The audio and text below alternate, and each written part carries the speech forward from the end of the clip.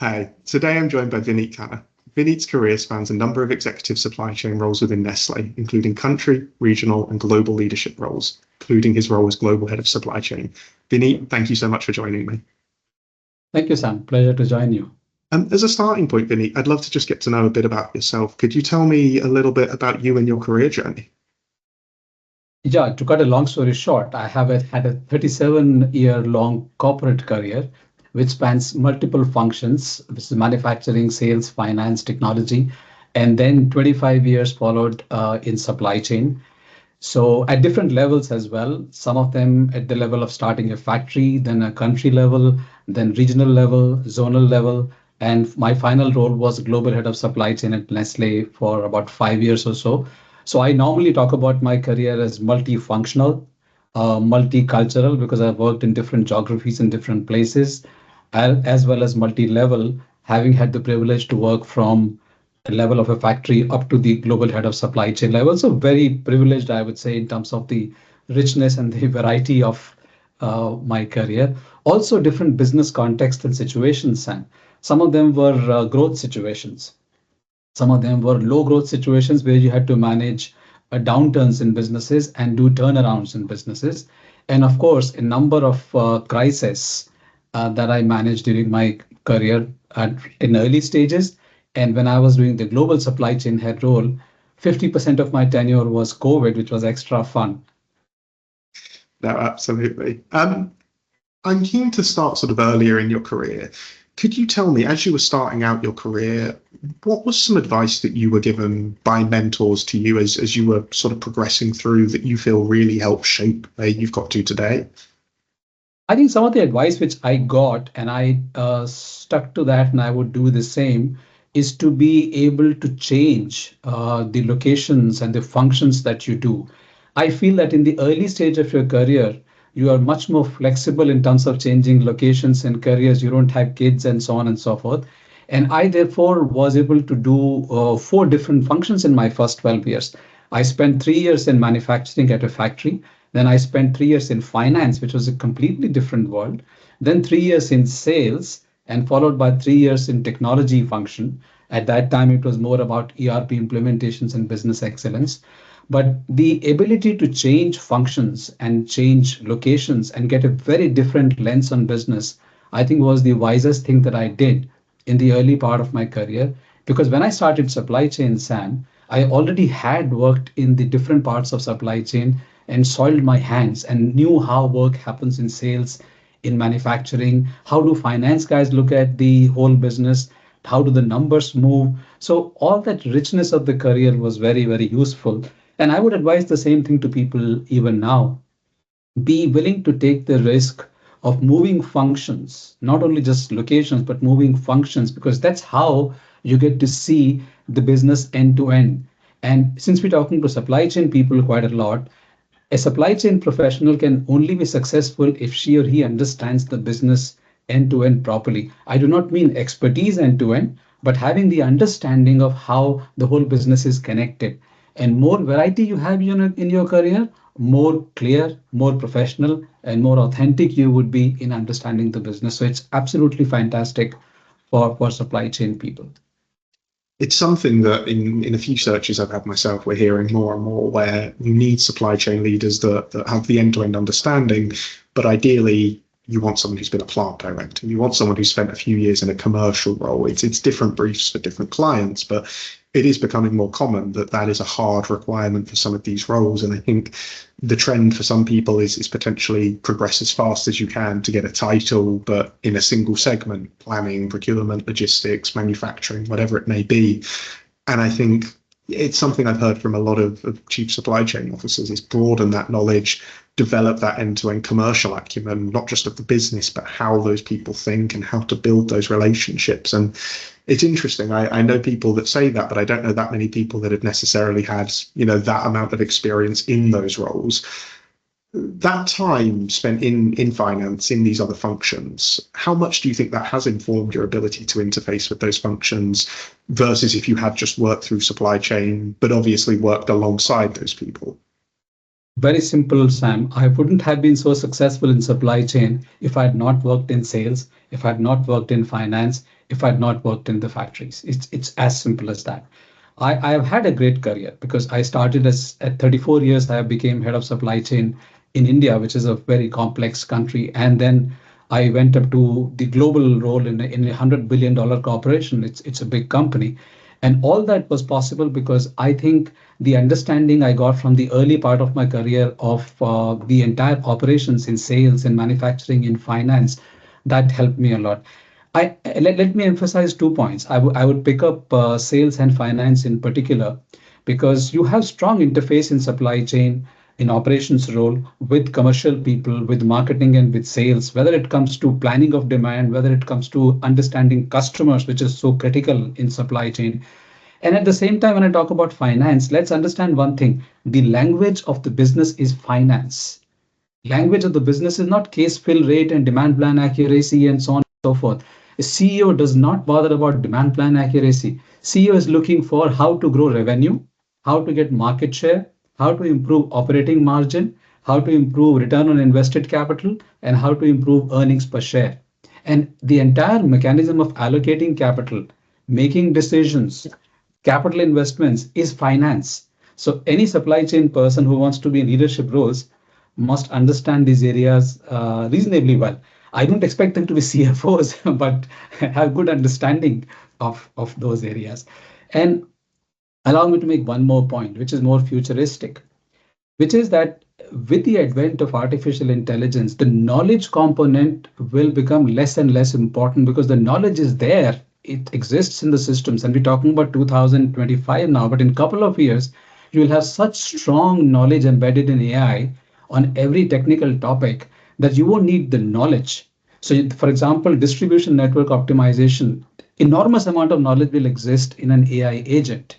What will be required is how do you connect the dots in the business end to end? And therefore, the ability to look at cross functionally, ability to understand how the whole business operates, that's where the value add is going to come, not from a very strong domain specific knowledge. So it's all the more important for people to go beyond and change functions and get an understanding of different parts of the business. So even in supply chain, there's a lot of scope for changing sub functions, logistics, customer service, manufacturing, planning, procurement. But I would say go outside the so called supply chain, be in sales, be out there, be in finance if you can for some time, do different work, and then you will be fit for future. I really like that advice because I think it cuts against the grain of what a lot of people think may be intuitive to reach that top level. But the people I know who have done that, who have maybe spent a 2, 3 year assignment in a field that they're not as confident in, that they haven't done before, then return into that, whether it's a commercial leadership, finance, or even being a GM or whatever it may be, they tend to come back in with so much more knowledge that they do progress very quickly at that point. And yeah, I think it's a daunting prospect maybe for some people, but a really interesting point and one that I'm glad you sort of touched on. Vinny, you touched on it just there in terms of the future of supply chain transformation, AI. I always like to ask people, we do see supply chain transforming very quickly. The world is transforming very quickly. What skill sets and what advice would you give to someone who is going up through their career, who is looking at how best to enable themselves to work in the supply chain of 2030, 2035? What do you think people should be focusing on developing? I think I would like to start with the big picture first of all, Sam. And the big picture Absolutely. for me is that the our definition of supply chain and our role of supply chain starting now in the next 10, 15 years is going to be much bigger, much broader than what it was in the last 15, 20 years. What I mean by that is that if we look at what businesses need to deliver today, they need to certainly deliver top line growth, bottom line improvement, capital efficiency. In addition to these three things, they also have to deliver huge amount of work on resilience because the kind of risks that we have on the horizon, whether climate or geopolitical, the enormous risks which are going to happen. So resilience is very important. Sustainability is on the agenda. At the same time, there's a lot of stuff required on digital transformations and agility. So there are these six variables which we have to manage simultaneously today.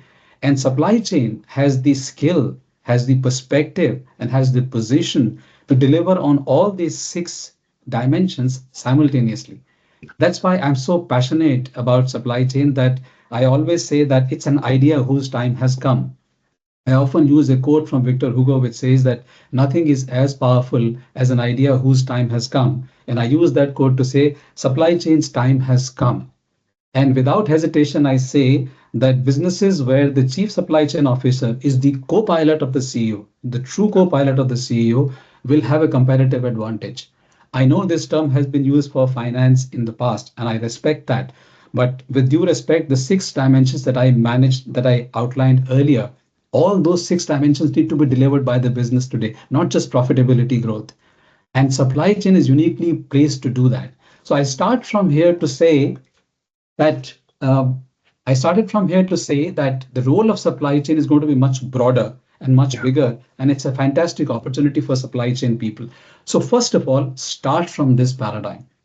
Start from the paradigm that supply chain has a central role in the business model, in the business strategy, in the operating model, and it has a very central role to deliver all the business strategy and results. When you start from that place, your mindset automatically changes. You're not just looking for a seat at the table, which yeah, supply chain professionals tend to use this term, which I don't particularly like. It's not a seat at the table.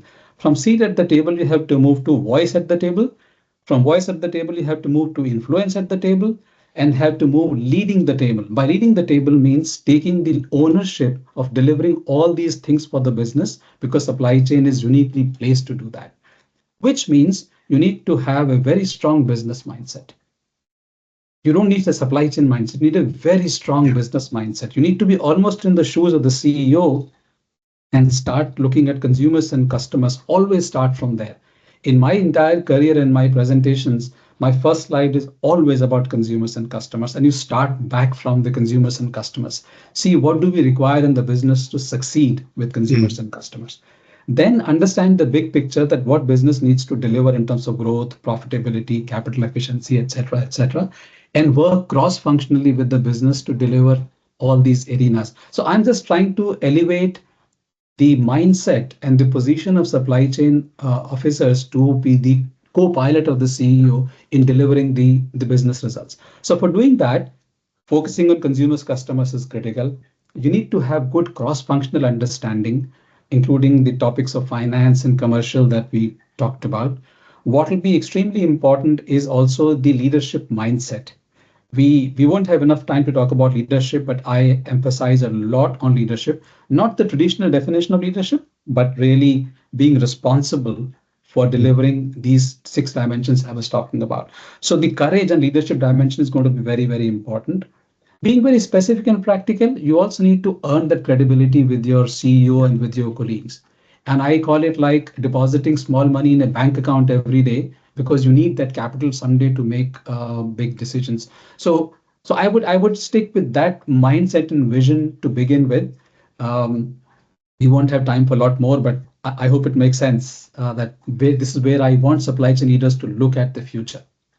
Absolutely. And that phrase seat at the table has been sort of thrown around quite a lot recently, particularly post COVID. And more and more, I mean, everyone now sees the value of supply chain, knows how essential it is to a business. But now we are starting to see people are becoming more integral members of boards. They are starting to work much more closely with CEOs. And in some instances, we are starting to see CEOs with supply chain backgrounds. And I think that trend will continue, particularly as you say, supply chain is not something that's in the background quietly until it goes wrong anymore. It's an integral part of the business. It's a value add to the business. And most businesses, I would hope at least, have seen the value of that. So, no, a really interesting way of looking at it. And I like the dimensions that you broke down there. Um, I guess with that in mind and looking more holistically, what advice would you give to someone who is just starting out their career in supply chain? Yeah, I think going back to the previous points you were making, Sam, it is extremely important for whoever is starting their career to be open to changes in different functions, in different roles, and in different geographies. We also briefly touched upon the point that the future will be the one where people will require a different skill set to become to add value because technology will do a lot of things which we were doing before. For example, a Yeah, planner.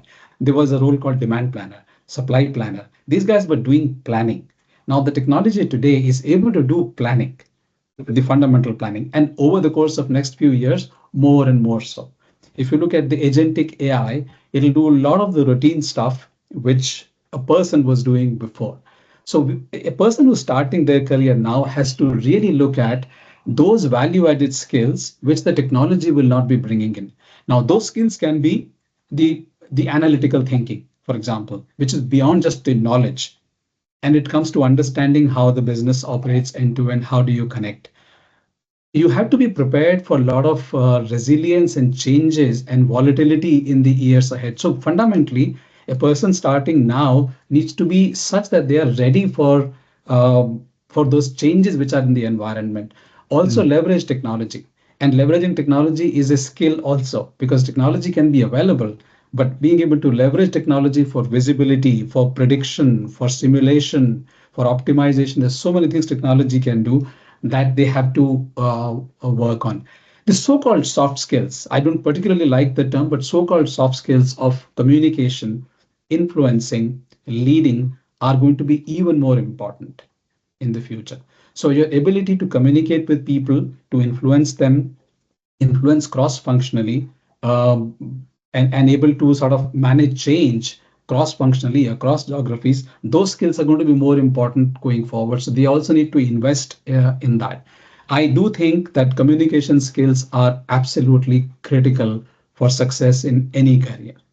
And I know we can say there are many skills which are important, but if you were to put a gun on my temple and say name one, I would say communication.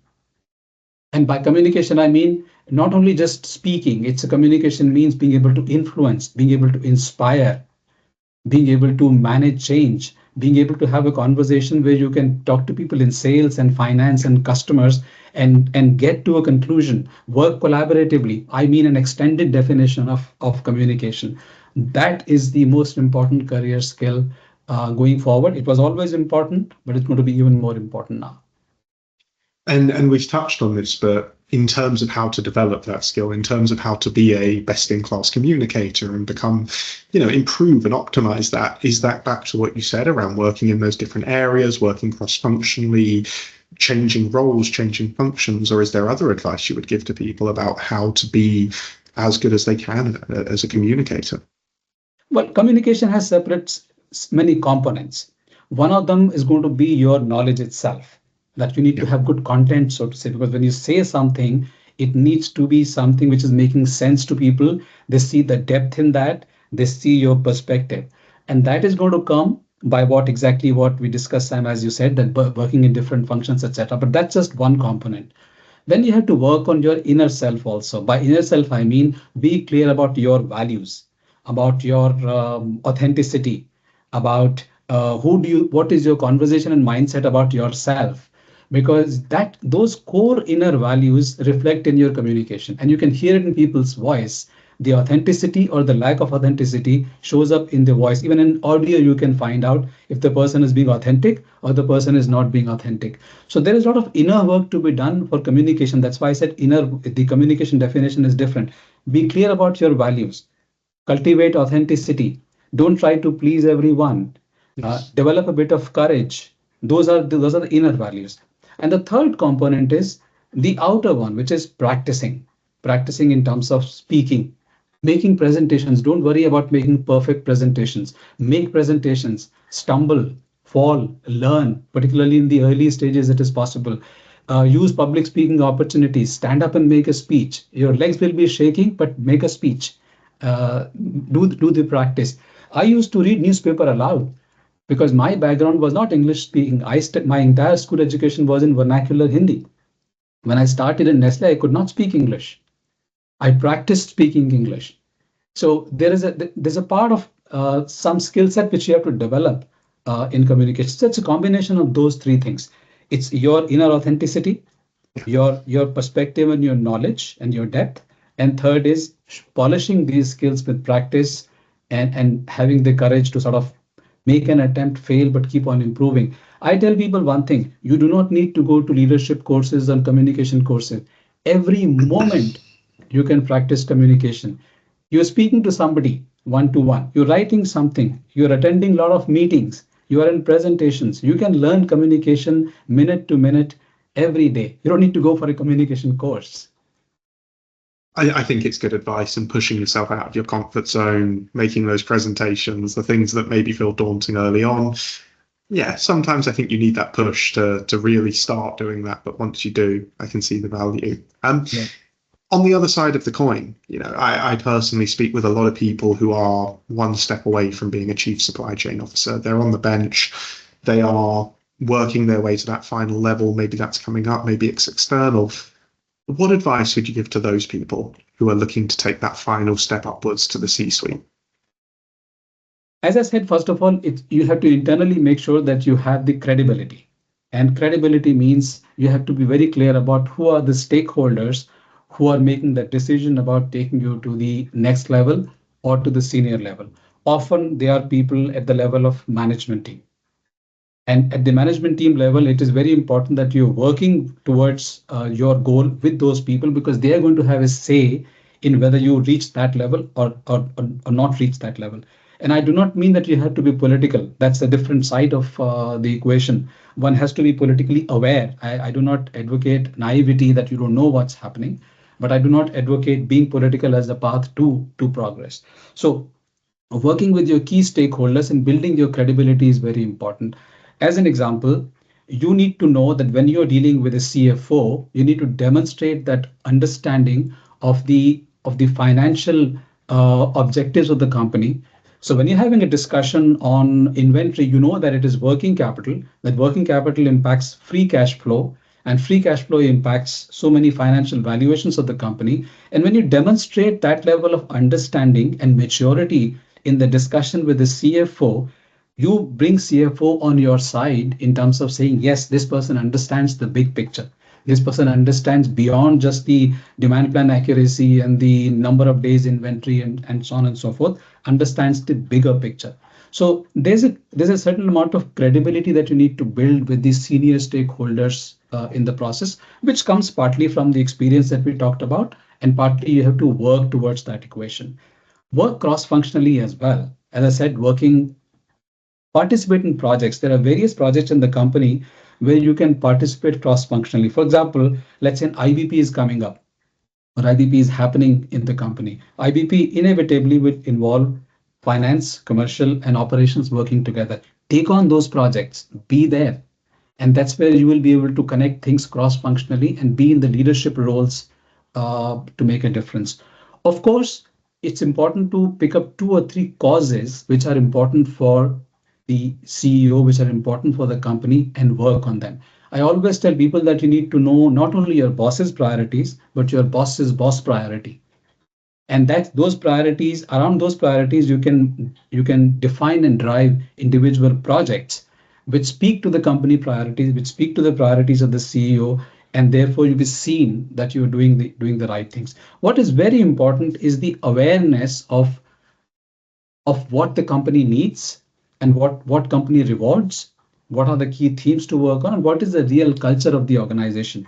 Not the stated culture, but the real culture of the organization, and make sure that you are seen as that. You are complying with those values and the way this organization wants to behave. If speed is the culture of the organization, you need to be that. If it is innovative, you need to be that. It's very important to be aware of those things. Now, apart from that, it goes without saying that you need to have your credentials in terms of technical aspects, experience, and so on and so forth. But often at senior level, what gets counted is your maturity, your leadership, your communication and influencing skills, and your understanding of the business strategy and the business picture. That's what is more important for a top level rather than having technical knowledge. I knew in my career, Sam, that every person that I meet in any country, if I meet a demand planner, that person knows 5 times about demand planning than I know. And that's the case always. I am not the most expert demand planner or network planner or so on and so forth. So technical expertise will be important, but what is important are the other elements which I mentioned. So you have to know that how to develop those elements and how to be seen by these senior stakeholders that you have those elements in your profile. No, fantastic. Vinny, I think there's some fantastic advice in there, and some really valuable things that people can get out of this conversation. So thank you so much for taking the time, and thank you for joining me. Thank you. I enjoyed the conversation, Sam. Me too. Thank you very much.